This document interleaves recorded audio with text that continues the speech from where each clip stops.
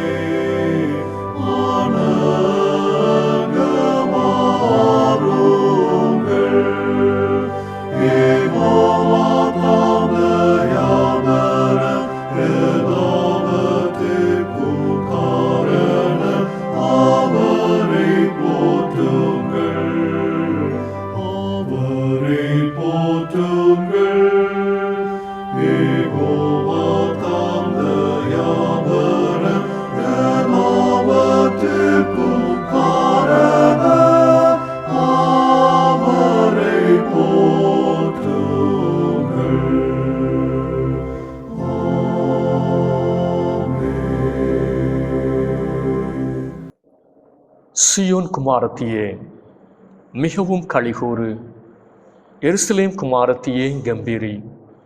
இதோ உன் ராஜா உன்னிடத்தில் வருகிறார். கர்த்தர் பெரியவரும் மிகவும் துதிக்கப்படத்தக்கவருமாயிருக்கிறார். தாவீதின் குமாரனுக்கு ஓசன்னா. கர்த்தரின் நாமத்தினாலே வருகிறவர் ஸ்தோத்திரிக்கப்பட்டவர். உன்னதத்திலே ஓசன்னா. ஜெபம் செய்வோம். சர்வ வல்லமையும் மிகுந்த கிருபையும் உள்ள அன்பின் கடவுளே, உம்மை துதிக்கிறோம். தேவ ஆட்டுக்குட்டியாகவும் உலகின் இரட்சகராகவும் உமது குமாரனாகிய இயேசு கிறிஸ்துவை இந்த உலகத்திற்கு அனுப்பினீரே. ஓசன்னா துனியோடு ஆண்டவரை பற்றிக்கொள்ள இந்த தொழுகையின் வழியாக எங்களுக்கு உதவி செய்யும். தீமைகளையும் அநீதிகளையும் கண்டு அஞ்சாது கல்வாரியை நோக்கி முன்னேற மன உறுதியை எங்களுக்கு தாரும். ஆராதனையில் பங்கெடுக்கிற அனைவரையும் ஆசிர்வதியும். இருதயத்தை நேராக்கி உற்சாகத்தோடும் உண்மையோடும் ஆராதிக்க அருள் தாரும். ஆண்டவர் இயேசு கிறிஸ்துவின் திருநாமத்தில் வேண்டிக் கொள்ளுகிறோம் எங்கள் நல்ல பிதாவே, ஆமென். ஆண்டவருடைய பரிசுத்த நாமத்தை நாம் மகிமைப்படுத்த வண்ணமாக ஞான பாடலிலே 18வது பாடலை பாடுவோம். ராஜாதி ராஜாவே, உம்மை துதிப்பதே ஆனந்தமா. 18வது ஞான பாடல்.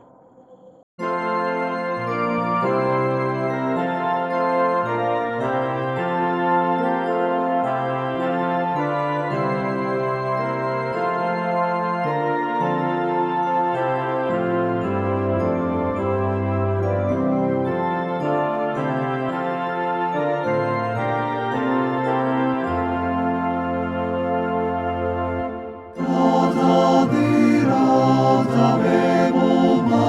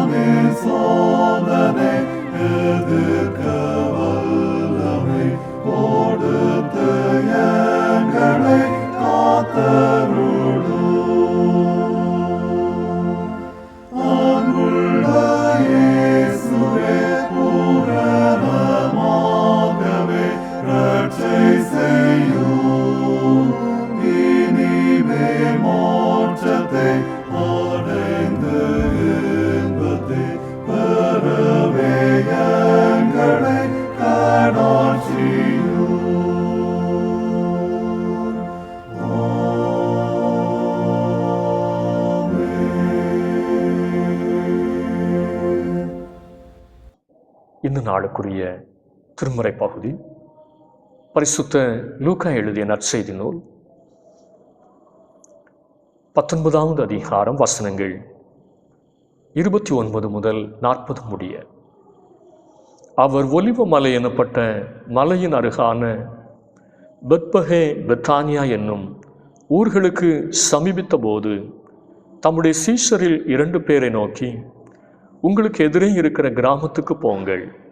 அதில் பிரவேசிக்கும் போது மனுஷரில் ஒருவனும் ஒரு காலும் ஏறியிராத கழுதை குட்டியை கட்டியிருக்க காண்பீர்கள். அதை அவிழ்த்து கொண்டு வாருங்கள்.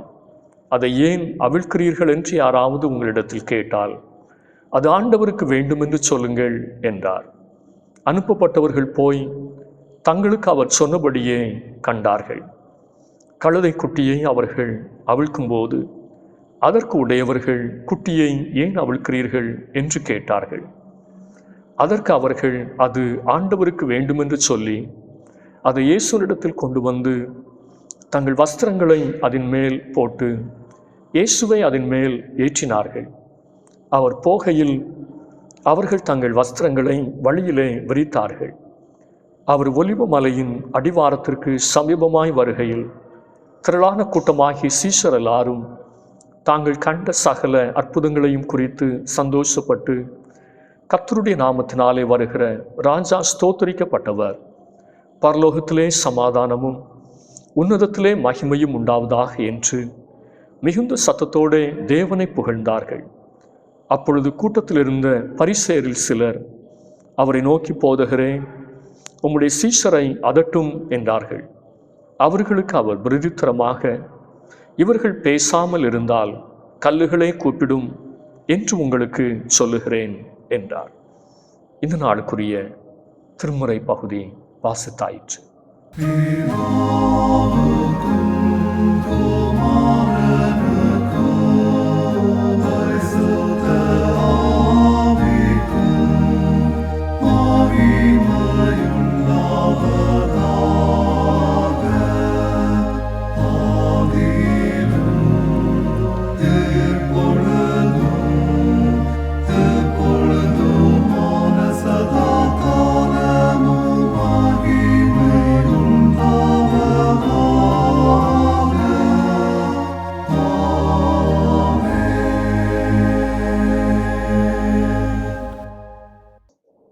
ஆண்டவருடைய அருள் வார்த்தைகளை கேட்க நாம் ஆயத்தப்படும் வண்ணமாக சிறப்பு பாடலை உற்சாகத்தோடு பாடுவோம்.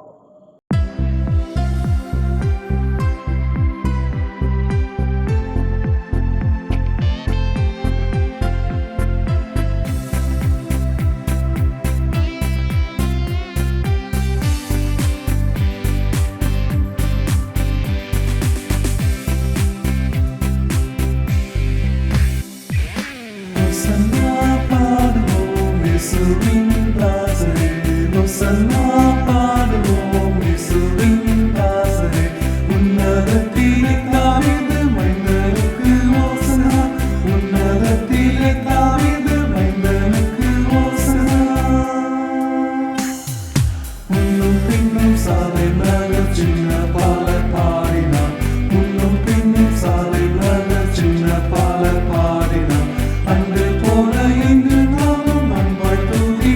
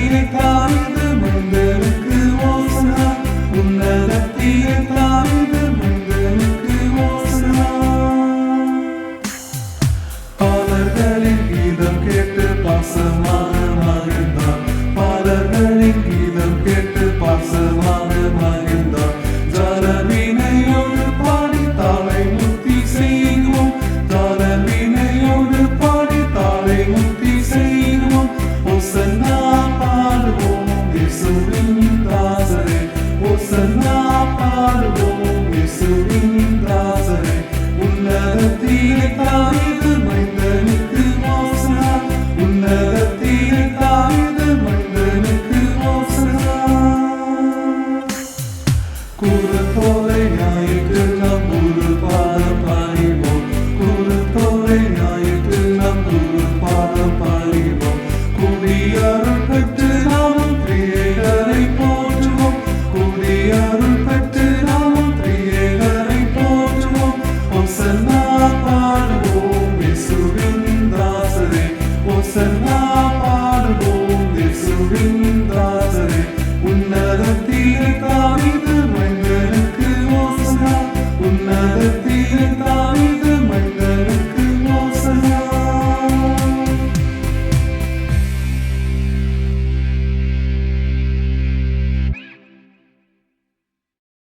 ஆசீர்வாதமான இந்த நாளுக்காக ஆண்டவரை ஸ்தோத்திரிப்போம். கர்த்தர் நம்மை ஆசீர்வதிப்பாராக.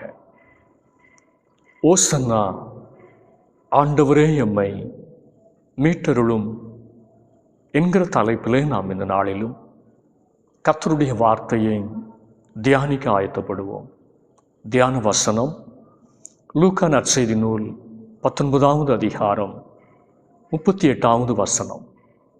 கர்த்தருடைய நாமத்தினாலே வருகிற ராஜா ஸ்தோத்திரிக்கப்பட்டவர், பரலோகத்திலே சமாதானமும் உன்னதத்திலே மகிமையும் உண்டாவதாக என்று மிகுந்த சத்தத்தோடே தேவனை புகழ்ந்தார்கள். நற்செய்தி நூலின் ஆசிரியரும் மருத்துவருமான லூக்கா தனது புத்தகத்தை துவங்கும்போது இயேசு கிறிஸ்துவின் பிறப்பில் பூமியில் சமாதானம் என்ற தேவதூதனின் கீதத்தோடு துவங்குகிறார். லூக்கா நற்செய்தி நூல் 2வது அதிகாரம் 11வது வசனம். ஆனால் இப்பொழுது இயேசு கிறிஸ்துனுடைய திருப்பணி வாழ்வின் நிறைவில் பரலோகில் சமாதானம் என்ற கீதம் எருசலேம் பேரணியில் பாடப்படுகிறது. காரணம், இந்த பூமியில் சமாதான பிரபு ஏற்றுக்கொள்ளப்படவில்லை, புறக்கணிக்கப்பட்டார். சமாதான பிரபுவை கொலை செய்ய பிரதான ஆசாரியரும் ஜனத்தின் மூப்பரும் ஆலோசனை செய்து இரகசிய திட்டங்களை தீட்டிக் கொண்டிருந்தார்கள். அப்படிப்பட்ட சூழலில் பெத்பகே பெத்தானியா என்ற இடத்திலிருந்து ஆண்டவர் இயேசு பவனியாக எருசலேமுக்கு புறப்பட்டார். சமாதானத்தின் அரசராக, சமாதான காலத்தில் அரசர்கள் பயணப்படும் கோவேறு கழுதையில் பயணப்பட்டார். பழைய ஏற்பாட்டில் மோரியா மலையில் ஆபிரகாமின் கழுதை பலி செலுத்துகிற இடத்திலிருந்து தூரத்தில் நிறுத்தப்பட்டது. ஆதியாகமம் 22:5. பிற்காலத்தில் எருசலேமுக்குள் எந்த கழுதையும் அனுமதிக்கப்பட்டதில்லை. ஆண்டவர் அழைத்து வர சொன்ன கழுதையும் தூரத்தில் இருந்தது. இருவழி சந்தி அருகே கட்டப்பட்டிருந்தது. தெருவில் நின்ற கழுதையாகத்தான் இருந்தது. ஆனால் ஆண்டவர் இயேசு தமது அருகில் சேர்த்து கொண்டார். லூக்கா 19வது அதிகாரம் 35வது வசனம். கழுதைகள் நுழைய தடை செய்யப்பட்ட எருசலேமுக்குள் நுழையும் பாக்கியத்தை, மிகப்பெரிய ஒரு பாக்கியத்தை அந்த கழுதை பெற்றது. நாமும் கூட ஆண்டவரை விட்டு தூரமான ஒரு வாழ்க்கை வாழ்ந்தோம், கட்டப்பட்ட ஒரு வாழ்க்கை வாழ்ந்தோம். இருவழி சந்தி அருகே எங்கு செல்வதென்று சொல்லி அலைமோதி கொண்டிருந்தோம். பரிதாபத்திற்குரியவர்களாக நின்றோம். ஆண்டவரோ நம்மை அவர் அருகில் சேர்த்து கொண்டார். சாபமான நம் வாழ்வை ஆசீர்வாதமாக மாற்றினார். கிறிஸ்தவ நாட்காட்டியில் முக்கியமான நாட்களில் ஒன்று குருத்தோலை ஞாயிறு, பரிசுத்த வாரத்தின் துவக்க நாளாகவும் இயேசு கிறிஸ்துவின் சிலுவை பாடுகளுக்கு வாசலாகவும் இந்த நாள் இருக்கிறது. இந்த நாளில் உலகம் முழுவதும் இருக்கிற திருச்சபையாக ஆண்டவர் இயேசு கிறிஸ்து எருசலேமுக்குள் ராஜாதி ராஜாவாக நுழைந்த வெற்றி பேரணியை நினைவு கூர்ந்து கொண்டாடுகிறோம்.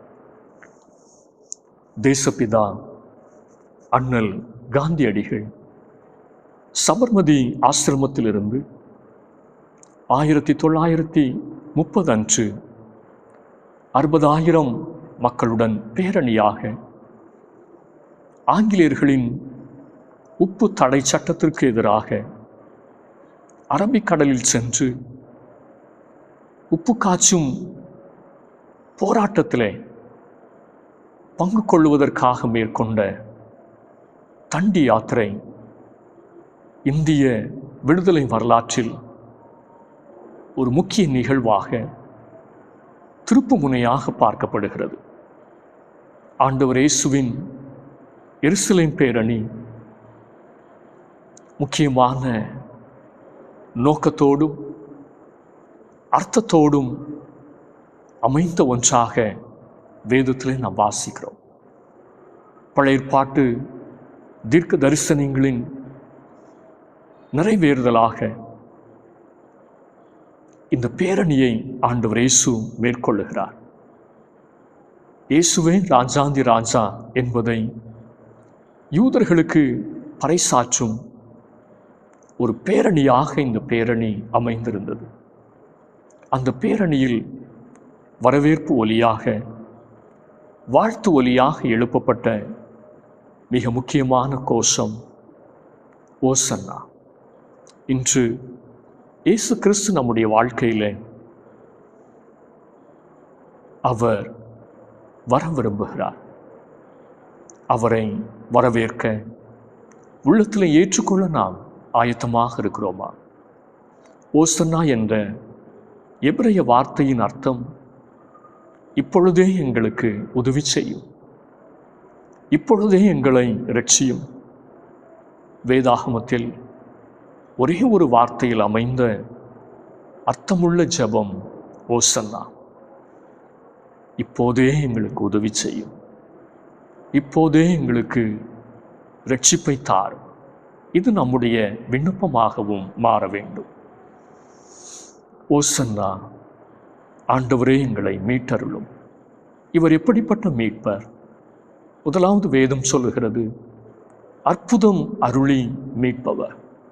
லூக்கா 19:37. அவர் ஒலிவ மலையின் அடிவாரத்திற்கு சமீபமாய் வருகையில் திரளான கூட்டமாகிய சீசர் எல்லாரும் தாங்கள் கண்ட சகல அற்புதங்களையும் குறித்து சந்தோஷப்பட்டு, அற்புதங்களை குறித்து சந்தோஷப்பட்டு ஆண்டவரை துதித்தார்கள் என்று வேதம் சொல்லுகிறது. பேரணியில் சென்ற ஒரு கூட்டம் மக்கள் இயேசு செய்த அற்புதங்களை தங்களுடைய வாழ்க்கையிலே பெற்று அனுபவித்தவர்கள் அல்ல. ஆனால் ஆண்டவர் இயேசு செய்த அற்புதங்களை கண்டு அவருக்கு சீஷரானவர்கள். அவர்கள் சந்தோஷப்பட்டு ஆண்டவரை துதித்தார்கள். இயேசு பார்வையற்றோருக்கு செய்த அற்புதத்தை அவர்கள் கண்டவர்கள். பிறவியிலே நடக்க முடியாதவருக்கு ஆண்டவர் செய்த அற்புதத்தை, எழுந்து நடக்க பண்ணினதை கண்டவர்கள். திமிர்வாதக்காரன் சுகம் பெற்றதை கண்டவர்கள். உதிரப்போக்கினால் கஷ்டப்பட்ட சகோதரிக்கு அற்புதமான சுகத்தை கொடுத்ததை கண்டவர்கள். பிசாசு பிடித்திருந்த நபர்களை ஆண்டவர் இயேசு விடுதலைக்குள்ளாக நடத்தினதை கண்டவர்கள். மரித்து போன லாசருவை உயிரோடு எழுப்பினதை கண்டவர்கள். அந்த ஆண்டவர் என்னுடைய வாழ்க்கையிலும் உங்களுடைய வாழ்க்கையிலும் எவ்வளவோ அற்புதங்களை செய்திருக்கிறார் அல்லவா? இனியும் அவர் அதிசயங்களை காணப்பண்ணுகிற ஆண்டவராக இருக்கிறார். இன்று நாமும் ஒரு எதிர்பார்ப்போடு தான் தெய்வ சமூகத்திலே வந்திருக்கிறோம். நாமும் ஆண்டவரை பார்த்து தைரியமாக சொல்லலாம், ஓசன்னா, ஆண்டவரே எங்களை மீட்டருளும். நம்முடைய ஆண்டவர் இயேசு அற்புதங்களை அருளி நம்மை மீட்கிறவர். இரண்டாவது வேதம் சொல்லுகிறது, அக கண்களை திறந்து மீட்பவர். லூக்கா 19வது அதிகாரம் 38வது வசனம். கர்த்தருடைய நாமத்தினாலே வருகிற ராஜா ஸ்தோத்திரிக்கப்பட்டவர். பரலோகத்திலே சமாதானமும் உன்னதத்திலே மகிமையும் உண்டாவதாக என்று மிகுந்த சத்தத்தோடே தேவனை புகழ்ந்தார்கள். பேரணியில் சென்றவர்கள் சாதாரண கலிலேயர்கள். அவர்களோடு எருசலேமிலே பஸ்காவை ஆசரிக்க சென்ற மக்களும் கூட இருந்தார்கள். ஆண்டவர் இயேசுவை ராஜாதி ராஜாவாக, கர்த்தருடைய நாமத்தினாலே வருகிற மேசியாவை இந்த சாதாரண ஜனங்கள் கண்டது நம்மை ஆச்சரியப்பட வைக்கிறது. சங்கீதம் 118 மேசியாவின் சங்கீதமாகும். சங்கீதம் 118னுடைய 25, 26வது கவிகளை திரும்ப திரும்ப பாடி சங்கீதங்களில் தீர்க்க தரிசனமாக சொல்லப்பட்ட மேசியா இயேசுவே என்பதை உணர்ந்து ஜனங்கள் துதித்தார்கள். மத்தேயு 11:25 இயேசு சொன்னார், வானத்துக்கும் பூமிக்கும் ஆண்டவரே, இவைகளை ஞானிகளுக்கும் கல்விமான்களுக்கும் மறைத்து பாலகருக்கு வெளிப்படுத்தினபடியினால் உம்மை ஸ்தோத்திரிக்கிறேன். குழந்தை உள்ளத்தோடு தேவ சமூகத்திலே வரும்போது மாத்திரமே நம்மால் உண்மையான ஆண்டவரை அறிந்து கொள்ள முடியும். நம் சுய அறிவினால், சுய ஞானத்தினால், சுய திறமையால், சுய பக்தியால் கடவுளை அறிந்து கொள்ள முடியாது. கடவுளின் வழிகளை நாம் அறிந்து கொள்ள முடியாது. லூக்கா 19வது அதிகாரம் 41 முதல் 43 வசனங்களில் ஆண்டவர் இயேசு எருசலேம் நகரத்தாரை பார்த்து கண்ணீர் விட்டு அழுகிறார். அவர் எதை சொல்லி அழுதார் என்றால், உன் சமாதானத்திற்கேற்றவைகளை நீ அறிந்திருந்தால் நலமாயிருக்கும், இப்பொழுதோ அவைகள் உன் கண்களுக்கு மறைவாயிருக்கிறது. உன்னை சந்திக்கும் காலத்தை நீ அறியாமல் போனபடியினால் என்று குறிப்பிட்டு வேதனையோடு கலங்கினார் என்று நாம் இங்கே வாசிக்கிறோம். எருசலேம் வாசிகளுடைய அகக்கண்கள் குருடாக்கப்பட்டிருந்தது. 1 கொரிந்தியர் 2வது அதிகாரம் 7-8 பவுல் சொல்லுகிறார், மறைக்கப்பட்டது மாயிருக்கிற இரகசியத்தை, தேவ ஞானத்தையே பேசுகிறோம். அதை இப்பிரம்மஜந்து பிரபுக்களில் ஒருவனும் அறியவில்லை. அறிந்தார்களானால் மகிமையின் கர்த்தரை அவர்கள் சிலுவையில் அறைய மாட்டார்களே. அநேகருடைய அகக்கண்கள் அன்று மாத்திரமல்ல, இன்றும் திறக்கப்படவில்லை. எனவே அன்று மாத்திரமல்ல, இன்று ஆண்டவர் இயேசு கிறிஸ்து சிலுவையில் அறையப்பட்டு கொண்டே இருக்கிறார். வெளிப்படுத்தின விசேஷம் 5:6 சொல்லுகிறது,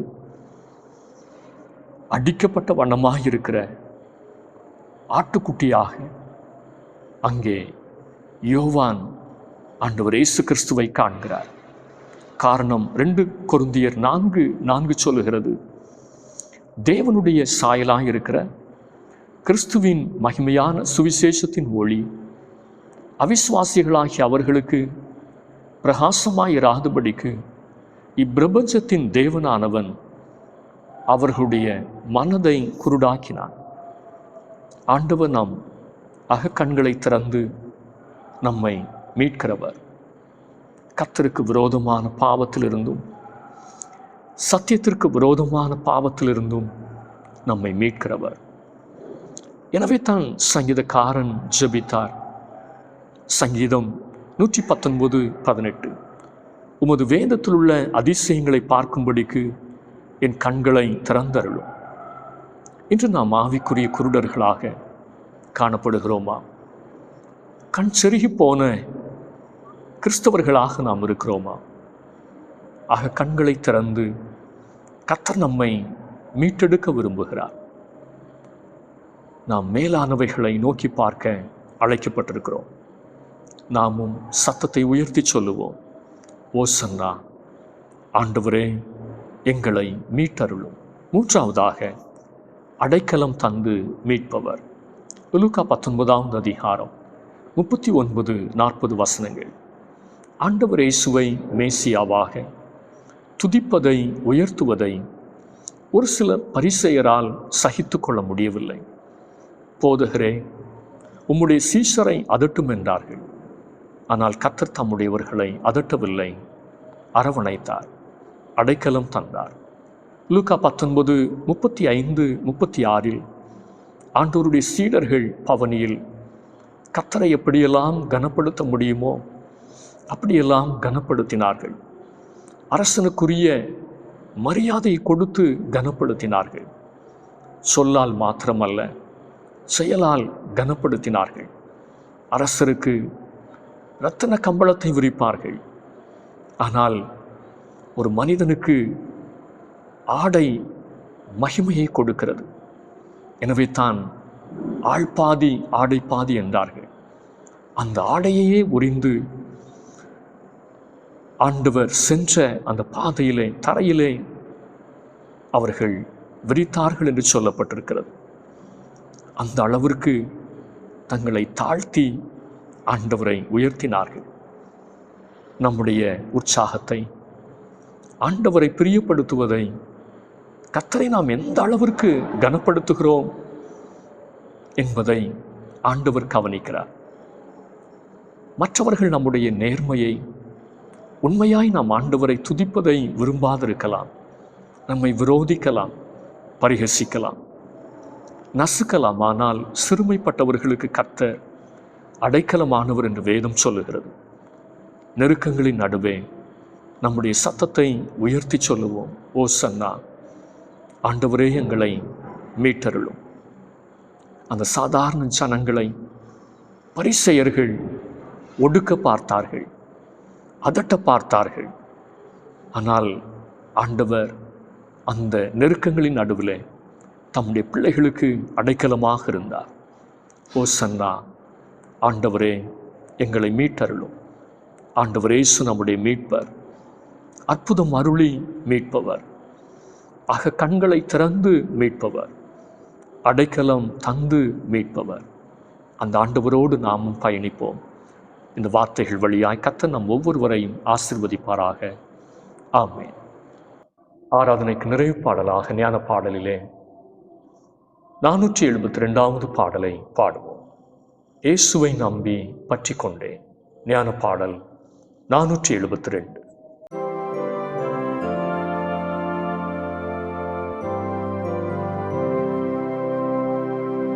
இயேசுவை நம்பி பற்றி கொண்டேன், மாட்சிமையான மீட்பை பெற்றேன். தேவகுமாரன் ரட்சை செய்தார், ஆவியானவரை ஏற்றுக்கொண்டார். இயேசுவை பாடி போற்றுகிறேன்,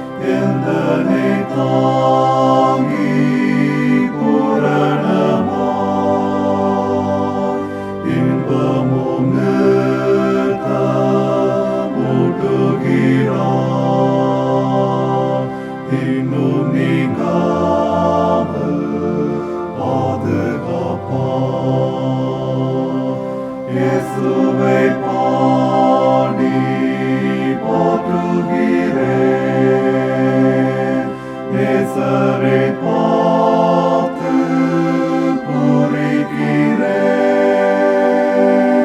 மீட்பரை நம்பி நேசிக்கிறேன். விடுதலை கால சோதரிப்பேன். சமாதானம் ரம்மியமோ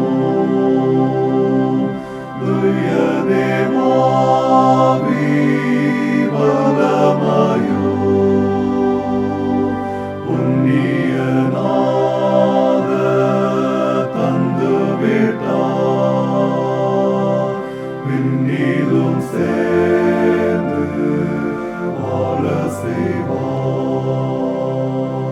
இயேசுவை பாடி போற்றுகிறேன். நேசரை பார்த்து பூரிக்கிறேன். மீட்பரை நம்பி நேசிக்கிறேன். விடுதலை கால சோதரிப்பேன். ஜெபம் செய்வோம்.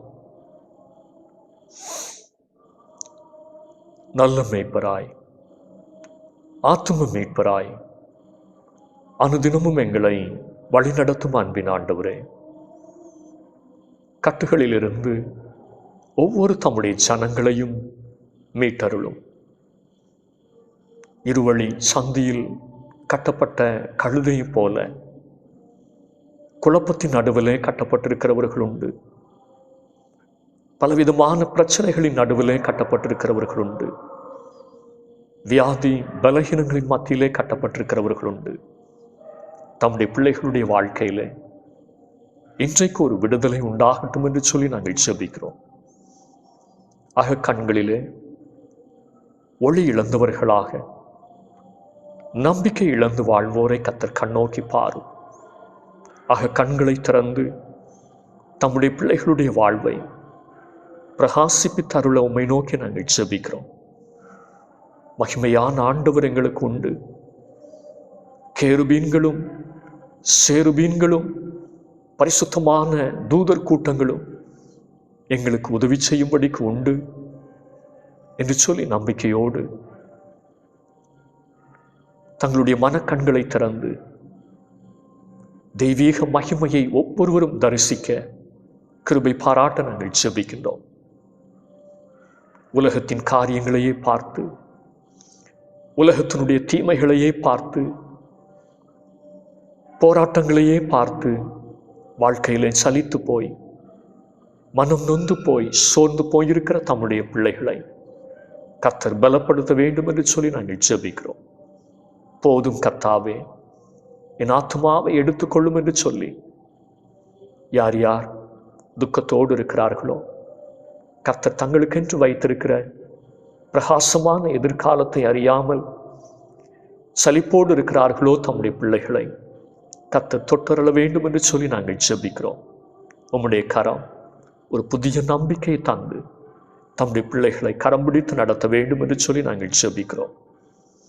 ஆதரவின்றி உதவியின்றி தவிப்போடு காணப்படுகிற திக்கற்ற பிள்ளைகளுக்கு கர்த்தர் சகாயராக இருந்து நடத்த உம்மை நோக்கி நாங்கள் ஜெபிக்கிறோம்.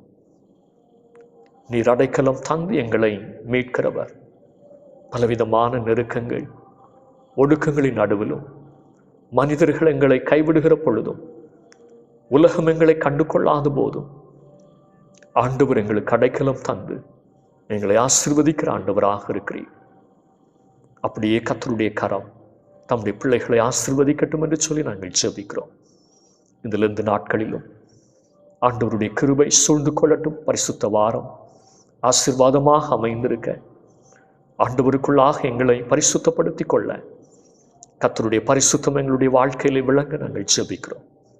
ஒவ்வொரு திருச்சபைக்குள்ளும் தேவன் தருகிற பரிசுத்தம் இறங்கி வரட்டும் என்று சொல்லி நாங்கள் ஜெபிக்கிறோம். அப்பா, வெறுமனே இந்த நாட்களை நாங்கள் பாரம்பரியமாக ஆசரித்து வருகிற முறைமையின்படி அல்ல, உண்மையான விடுதலையோடு ஆசரிக்க கர்த்தர் கிருபை பாராட்ட ஜெபிக்கின்றோம். ஒவ்வொருடைய வாழ்க்கையிலும் கர்த்தருடைய மகிமையை காண கர்த்தர் கிருபை பாராட்ட நாங்கள் ஜெபிக்கிறோம். இருளில் இருக்கிற ஒவ்வொரு ஜனங்களுடைய இரட்சிப்புக்காக ஜெபிக்கிறோம். தம்முடைய பிள்ளைகளுடைய மனக்கண்கள் திறக்கப்படட்டும், இரட்சகராகிய இயேசுவை கண்டு கொள்ளட்டும் என்று சொல்லி நாங்கள் ஜெபிக்கிறோம். பின்மாற்றத்தில் வாழுகிறவர்கள், கர்த்தரை விட்டு தூரம் போனவர்களை கர்த்தர் சந்திக்க நாங்கள் ஜெபிக்கிறோம். திருச்சபைக்குள்ளும் திருச்சபைக்கு வெளியிலும் கர்த்தருடைய வல்லமையான இரட்சிப்பு வெளிப்படட்டும். விட முடியாத பாவ பழக்க வழக்கங்களிலிருந்து தம்முடைய பிள்ளைகளுக்கு ஒரு விடுதலை கர்த்தர் அருளி செய்ய நாங்கள் ஜெபிக்கிறோம். அப்படியே ஒரு பரிசுத்தமான ஜீவியத்தை கர்த்தர் அருளி செய்து ஆசீர்வதிப்பீராக. வெளியிடங்களிலும் வெளிநாடுகளிலும் இருக்கிற குடும்பங்களை உடைய கரங்களிலே தந்து ஜெபிக்கிறோம். தம்முடைய பிள்ளைகளையும் இருக்கிற இடத்துல கர்த்தர் ஆசீர்வதிப்பீராக. தெய்வ பயத்தோடு பக்தியோடு வாழ்ந்திருக்க உழைப்புகள், கையின் பிரயாசங்கள் ஆசீர்வதிக்கப்பட தம்முடைய பிள்ளைகளுடைய நன்மைகளை கர்த்தர் பொறுப்படுத்திக் கொள்ள நாங்கள் ஜெபிக்கிறோம்.